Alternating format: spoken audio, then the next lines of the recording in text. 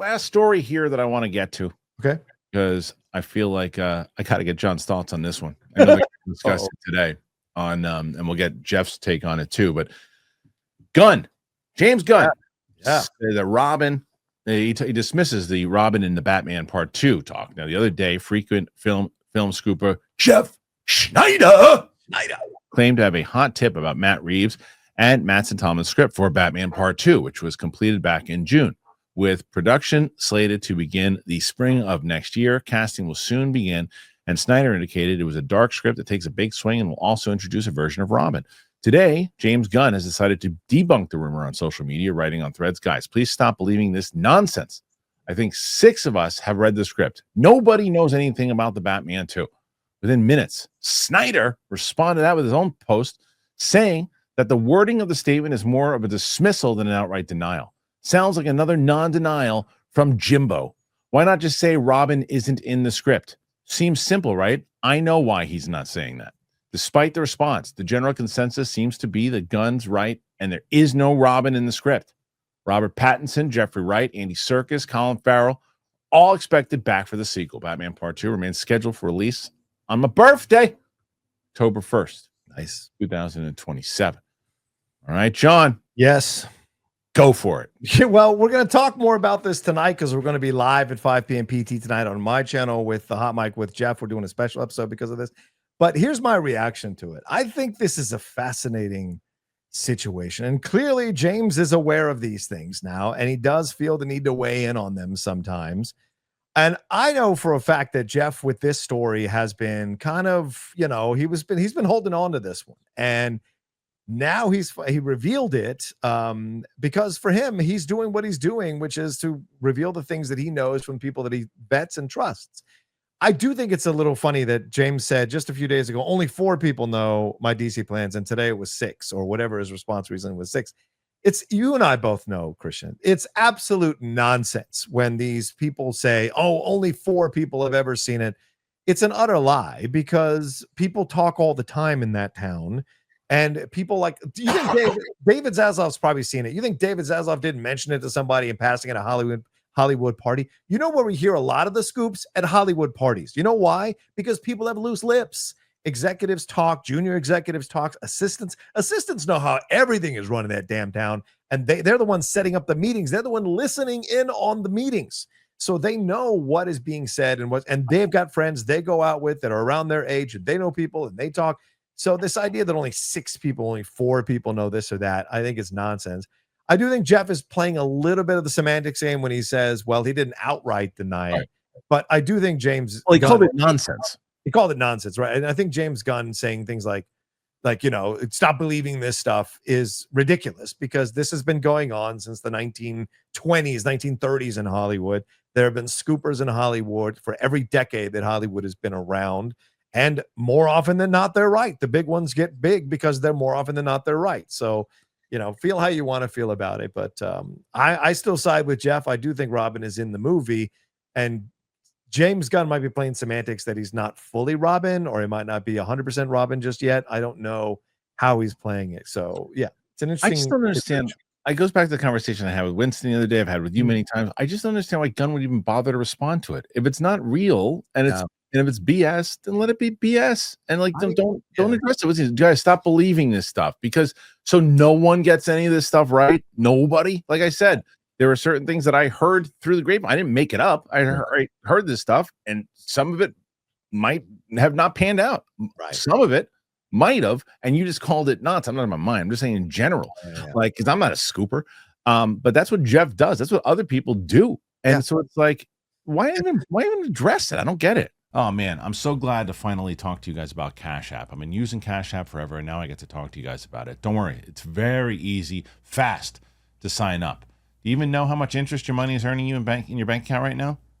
Well, let me tell you some stuff. Cash App can do way more than you think to make your money work for you. If you direct deposit at least $300 in paychecks each month and use the Cash App card for purchases, you can earn up to 4% annual interest on your savings. There's no hidden fees, no minimum balance requirements. Also, you can hit your saving goals even faster by turning on the Roundups feature on your Cash App card with Roundups.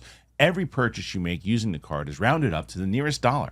and that spare change is automatically put into your savings. Don't let your money sit around and gather dust. Make it work for you. Take advantage of high interest savings on Cash App today.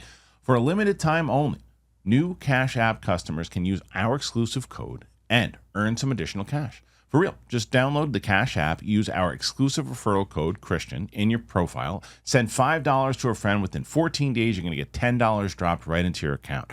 Terms apply. That's money. That's Cash App.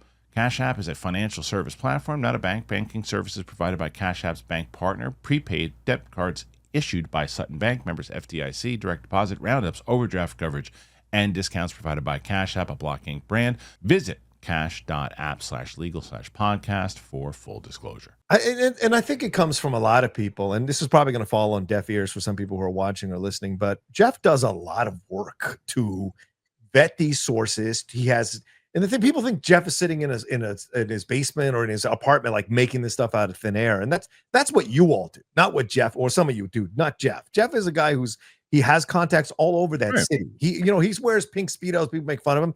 The man is having dinner with Lucasfilm.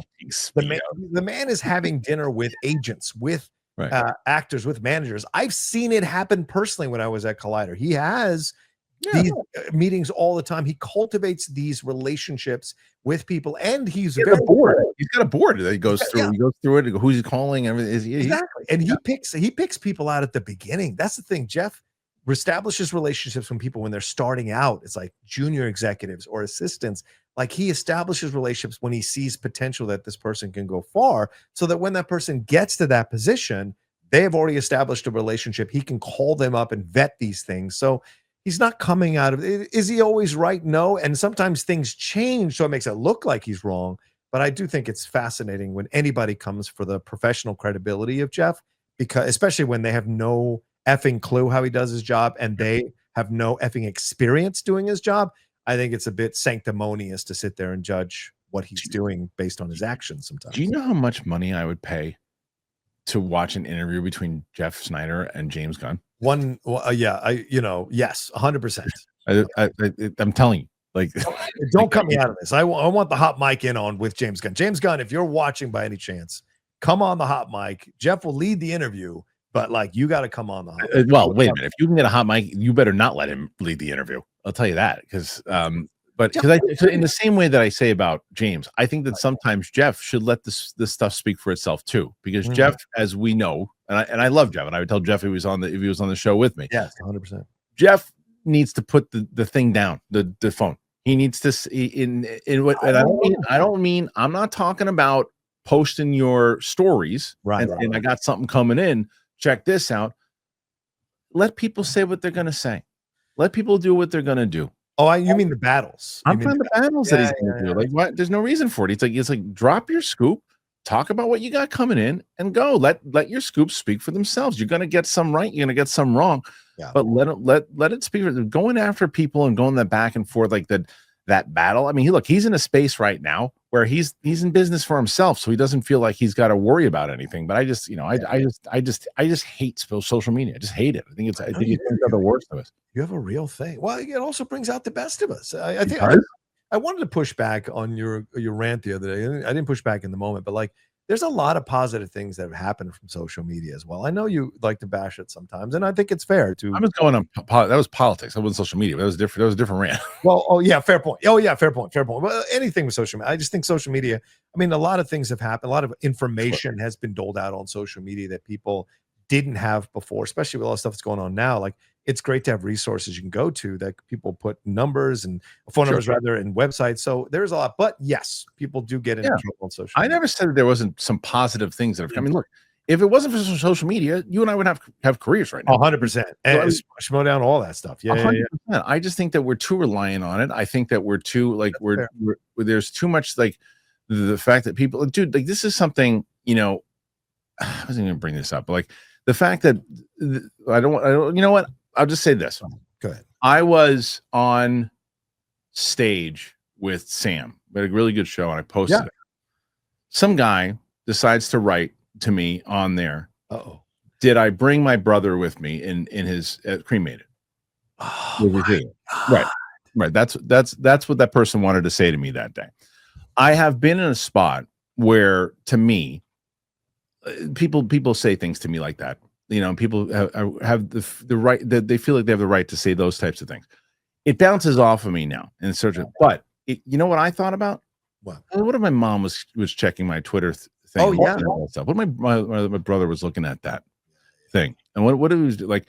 That is like, and you know, like again, I don't really respond to people much anymore. But there was another guy posted something out about some clip that we had said about I was talking about box office, and I was saying that people who don't want us to talk about box office, I said, stick it up your ass. And this guy took this out of context and said, "Oh, see, they always wanted Superman to be good." I'm like, "What the fuck are you talking about? That's not what the clip was about."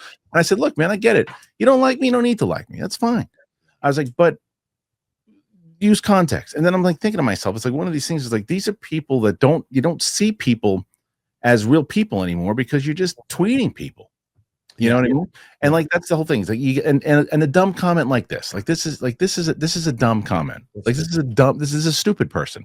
Can't take the heat, don't put yourself out there. That's not the heat though. Like when you're taking personal insults and going after like that type of thing, that's just being a human being. There's a difference of saying, hey, asshole, you this, you that, and you're going back and forth and you're arguing with someone, you're yelling at someone, or hey, I hate this guy. This guy sucks. I'm not a big fan of him. Okay, fine. That's whatever. That's part of it. You know, not everyone's going to like you.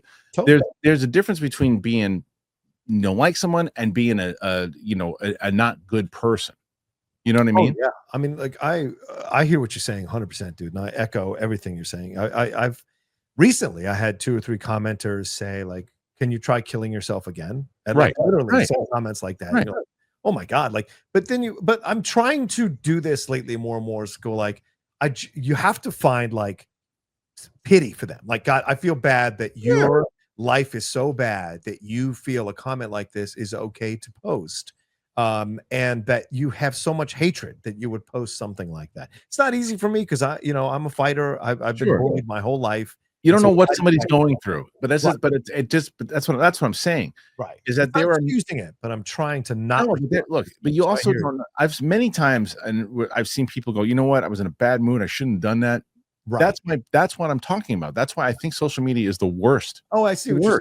There's like that moment. It's like it gives you the opportunity to because like I said, we were talking about this before with Gina Carano. I guarantee you, I will bet you $1,000 that if you sat down with Gina Carano for an hour at a lunch or a dinner, you'd come out going, she's a really good person. I guarantee you that you would. But I agree.